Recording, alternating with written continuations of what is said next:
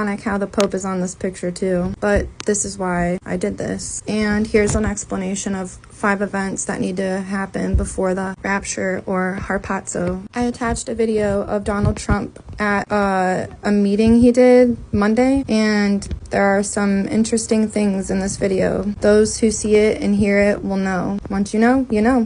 The rapture really is not that far. We are so close, and I am so excited. King Jesus will be here soon. We're doing pretty well. Mark, do you want to say something? Yeah, Mr. President, first of all, I think the American people should be proud that we have a president that's promoting peace and the end of conflict on this planet. This is a war that's gone on for 3 years, as you pointed out, that, as you rightly pointed out, would have never happened had you been president, but now it's here, and it needs to be brought to an end. There is no military solution to this war. It has to end through negotiation. And there's only one leader in the world that's capable of bringing 2 sides to a table, and that's our president, the President of the United States, President Trump. And that's what he's done. And so today, even as we speak, we have teams on the ground in Saudi Arabia, meeting with the respective sides in the hopes of making progress towards this outcome that we all want to see. And I think that the country owes you a great debt of gratitude, and the world, really, because, I mean, you're the only leader in the planet that can bring the 2 sides together to bring an end to this conflict, and that's what you've done. And you've done it despite, you know, impediments from other countries and others who maybe have different opinions about how this should go. But ultimately, I think that the only chance we have for peace is through the president's leadership, and you've shown that, and we hope it'll bear fruit, and today will hopefully be one step more in that direction.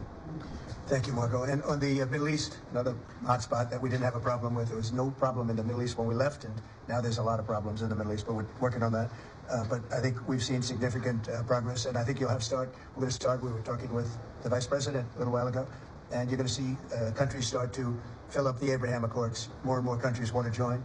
That was a great success, tremendous success, and then Biden and his group did 0 with it. That should have been filled up within a year of the election, would have been filled up. So countries are starting to want to get involved very much with the Abraham Accords again, so that'll be great. JD, do you want to say something?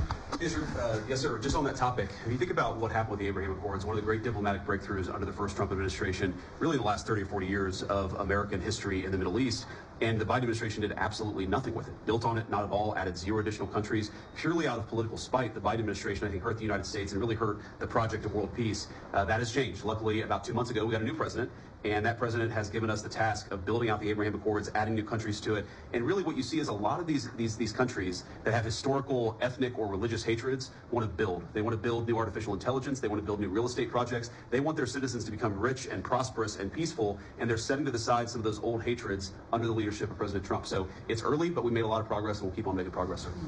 One of the things that's very important, I think, to mention, I saw a show yesterday, and they had a Democrat congressman on. It was on Fox.